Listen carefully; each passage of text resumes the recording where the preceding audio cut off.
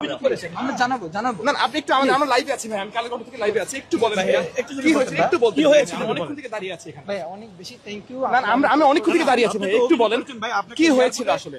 হেনস্থা করা হয়েছে আপনার যে এয়ারপোর্টে হেনস্থা করা হয়েছিল, একটু তাহলে একটু বলেন ভাইয়া প্লিজ, একটু আসলে কি হয়েছিল আমরা একটু শুনতে চাই, কি হয়েছিল আসলে বিমানবন্দরে। আমাকে এসিডি লিডার বলে, বৈষম্য নেতা বলে আমাকে আটক করা হয়েছিল। হ্যাঁ দেন হচ্ছে একটু দাঁড়িয়ে ভাই, একটু মেহেদী ভাই, একটু দাঁড়িয়ে। প্লিজ আমি বলবো।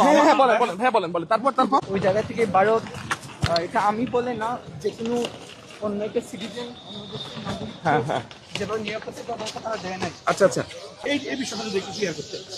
ওইগুলো গুজব, আপনি বুঝতে পারতেছেন, তাহলে কেন নেগেটিভ থাকতে পারছেন। একটু জানতে চাচ্ছি আর কি সমস্যা হয়েছে, বাংলাদেশে কোনো সমস্যা হয়েছিল কিনা ভাইয়া, বাংলাদেশে কোনো সমস্যা হয়েছিল কিনা। আমাকে আটকানো হয়েছিল, জিজ্ঞাসাবাদ করা হয়েছে বাংলাদেশেও। আচ্ছা আসসালামু আলাইকুম, আমি মাহদি হাসান, বাংলাদেশ। আমি দিল্লি এয়ারপোর্ট থেকে বলছি। আমার সাথে যেসব ঘটনা হয়েছে, এটা আমি বাংলাদেশে এসে প্রেস কনফারেন্স করে হয়তো আমাকে বলতে হবে, বাট আমি জানি না, আমার সাথে অনেকগুলো অকারেন্স হয়েছে এখানে। আমাকে প্রায় 40 মিনিটের মতো আমাকে পুলিশ কাস্টডিতে আটকে রাখা হয়েছিল। আমাকে খুবই বাজে আমার সাথে অ্যাপ্রোচ করা হয়েছে এবং তারা আমাকে জেলে দিতে চেয়েছিল। আই ডোন্ট নো আমি কী করেছি, এবং আমি বারবার বলেছিলাম যে if I do any kind of illegal work, আমার দেশের সাথে কন্ট্যাক্ট করেন, এম্বাসির সাথে কথা বলেন, আমার কান্ট্রি গভর্নমেন্টের সাথে কথা বলেন, বাট কেউ কিচ্ছু শোনে নাই। তারা আমার সাথে খুবই বাজে আচরণ করেছে। আমার 12:40-এর ফ্লাইট, আমি জানি না ধরতে পারবো কিনা, এখন সাডেনলি আমাকে এখন রিলিজ করা হয়েছে এবং ইমার্জেন্সিতে আমাকে ইমিগ্রেশন দেওয়া হয়েছে। আমার 12:40-এর ফ্লাইট। আমি বাংলাদেশের মানুষকে বলবো যারা আমার জন্য টেনশন করেছেন, থ্যাংক ইউ এভরিওয়ান। এবং আমি এখন সেফ আছি এবং তাদের সাথে কথা বলেছি, এবং এখন তারা আমাকে অ্যাপ্রোচ করতেছেন যে তারা নাকি ভুল মানুষকে ধরেছেন, বাট তারা আমাকে এত বাজে অ্যাপ্রোচ করেছে। Even one of the police, they were abusing me physically, touching me. So এগুলো আমি বাংলাদেশে এসে বলবো একজন ইন্টারন্যাশনাল প্যাসেঞ্জার কিভাবে করা উচিত কিনা। So thank you, I am safe now. এবং তারা আমাকে যে অ্যাপ্রোচ করেছিল যে আমি এসআই সন্তোষকে কিল করেছি, এজন্য আমার মোবাইলকে ইভেন আমরা এতগুলো ছেলে এখানে কি বাইশে আসছে নাকি বানিয়েছিল, আমরা টানা কিন্তু পুড়িয়ে দিয়েছিলাম। এসআই সন্তোষকে কিন্তু আমরা জ্বালাই দিয়েছিলাম। আমরা জুলাই অভ্যুত্থানের গভর্নমেন্ট এখানে ফর্ম করছে, আমরাই গভর্নমেন্টকে ফর্ম করেছি। ওই জায়গা থেকে আপনার আমাদের প্রশাসনের লোক, ছাত্রলীগ যারা ছিল ওরা কি আন্দোলন করছে বলে আপনি ধরে নিয়ে আসবেন? আপনি আমাকে কি বলেছেন যে আন্দোলনকারী তো কি হয়েছে, ও তো ডেভিল বা 23-এর কমিটিতে। ওই কথার মিনিংটা আমি অ্যাকচুয়ালি বুঝি নাই। আমার পরিচয়টা দিই, আমি এই মুভমেন্টে আমি হবিগঞ্জ জেলার প্রধান সমন্বয়ক ছিলাম। আমি বৈষম্য ছাত্র হবিগঞ্জ জেলার বর্তমান secretary, and I will take action after coming to my country, ইনশাআল্লাহ। একদম আমি হচ্ছে দিল্লি এয়ারপোর্টে আছি, তারা ইমার্জেন্সি হচ্ছে, আমি জানি না কি হয়েছে। হয়তো আমার দেশ আমাকে সহযোগিতা করেছে, আমাকে তারা ইমিগ্রেশন করিয়েছে এবং বলেছে আমার জন্য ফ্লাইট ওয়েট করছে, তো আমি গেলে পর তারা কি করবে। তো থ্যাংক ইউ বাংলাদেশ। এবং আমার এডমিনদেরকে বলবো প্লিজ এটা কি টাউনের প্রয়োজন আমরা রাখি, কারণ আমি জানি না আমার সাথে কি হতে চলে। হবিগঞ্জের আলোচিত জুলাই যোদ্ধা মাহাদি, যিনি থানায় বসে বলেন, আমি এসআই সন্তোষকে পুড়িয়ে মেরেছি, থানায় আগুন জ্বালিয়েছি। পরবর্তীতে গভীর রাতে সরকারের উদ্যোগে আদালতে বসানো হয়। ভিডিও এবং তথ্য সামাজিক মাধ্যমে ছড়িয়ে পড়ার পর মাহাদির প্রতি মানুষের আগ্রহ বেড়ে যায়। বানিয়েছিল আমরা টানা কিন্তু পুড়িয়ে দিয়েছিলাম, এসআই সন্তোষকে কিন্তু আমরা জ্বালাই দিয়েছিলাম। মিডিয়া এবং সোশ্যাল মিডিয়ার চাপের কারণে তাকে দ্রুত খুঁজে বের করা হয়। গণমাধ্যমে দেখা যায় তার প্রতিটি পদক্ষেপ নজরে রাখা হচ্ছে। জনমত উত্তপ্ত। দিল্লি যাত্রা ও ইউরোপের পরিকল্পনা। মাহাদি দিল্লিতে যান ইউরোপে পালানোর পরিকল্পনা নিয়ে। চমকপ্রদ তথ্য হলো 5 মাস আগে তিনি কন্ট্রাক্ট ম্যারেজ চুক্তি করেছিলেন, তার মাধ্যমে ভিসা পাওয়ার চেষ্টা চালাচ্ছিলেন। মিডিয়া ও সোশ্যাল মিডিয়া অনুযায়ী তিনি দিল্লির বিএফএস সেন্টারে হাজির হন। সেখান থেকে ইউরোপের জন্য আবেদন প্রক্রিয়া শুরু করার পরিকল্পনা ছিল। মেয়েদের কে হয় আপনি? আপনি একটু আগে কি বললেন? হাজব্যান্ড ওয়াইফ, এটাই তো সত্যি? কন্ট্যাক্ট ম্যারেজ করেছেন? সত্যি কথা বলবেন? আপনার মাস্ক খুলুন। কন্ট্যাক্ট ম্যারেজ করে যাচ্ছেন আপনি? আরো কবে কন্ট্যাক্ট ম্যারেজ কবে হয়েছে আপনাদের? 3-4 দিন আগে।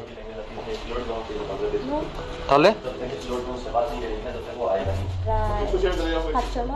এখানে আমরা দেখতে পাই আন্তর্জাতিক পর্যায়ে কৌশল এবং রাজনৈতিক আশ্রয় নেওয়ার চেষ্টার মিশ্রণ। গণধোলাই ও বাংলাদেশ ফেরত। দিল্লিতে বাংলাদেশি সম্প্রদায়ের মধ্যে গণধোলাইয়ের ঘটনা ঘটে। ভিডিও ও সামাজিক মিডিয়া পোস্টগুলো ভাইরাল হয়। জনগণ মাহাদির বিরুদ্ধে নিন্দা ও প্রতিবাদ দেখায়। গণমাধ্যম রিপোর্ট অনুযায়ী এটি সামাজিক পত্রিকার একটি বড় উদাহরণ। পরিস্থিতি উত্তপ্ত হওয়ায় তাকে বাংলাদেশ ফেরত পাঠানো হয়। বিমানবন্দরে এসে পৌঁছার পর আইন শৃঙ্খলা বাহিনী মাহাদিকে গ্রেপ্তার করে। এবার তার আইনি প্রক্রিয়া শুরু হয়। মিডিয়া রিপোর্ট অনুযায়ী গ্রেপ্তার প্রক্রিয়া স্বচ্ছ ও আদালতের মাধ্যমে পরিচালিত হচ্ছে। এখানেই স্পষ্ট হয়ে আসে যে আইন ও বিচার ব্যবস্থার গুরুত্ব অপরিবর্তনীয়।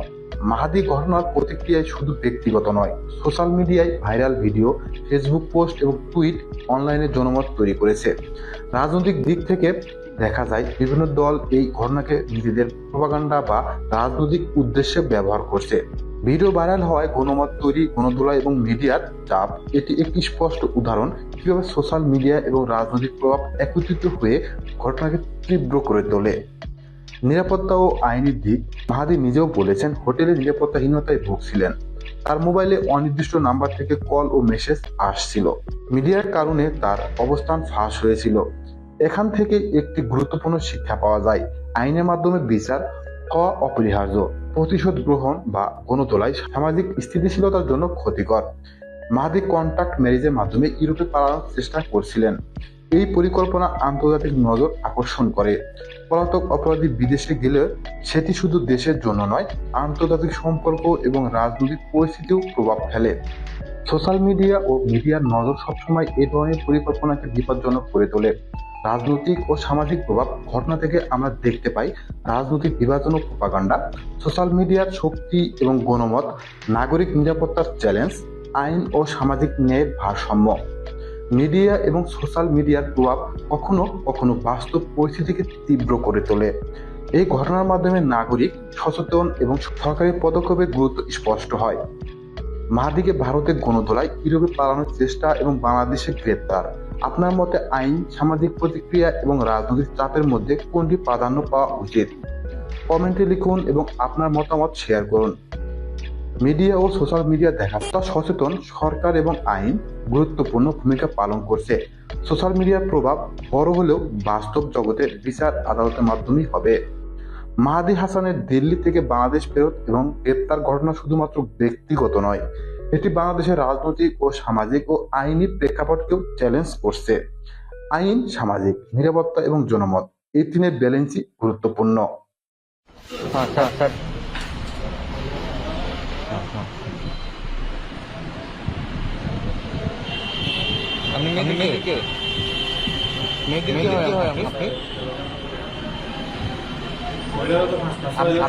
বললেন হাজবেন্ড ওয়াইফ, এটাই তো সত্যি। কন্ট্যাক্ট ম্যারেজ করেছেন?